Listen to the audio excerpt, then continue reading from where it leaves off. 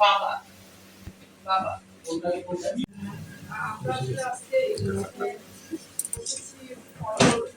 তার নাম হচ্ছে সালাম দড়ি এবং তার ছেলেও এখানে জড়িত ছিল। আমার সামাজিক ভাবে এদেরকে সচেতন করতে হবে যে এইগুলো পেশায় গ্রেফতার করেছে এবং আদালতে সোপর্দ করেছে।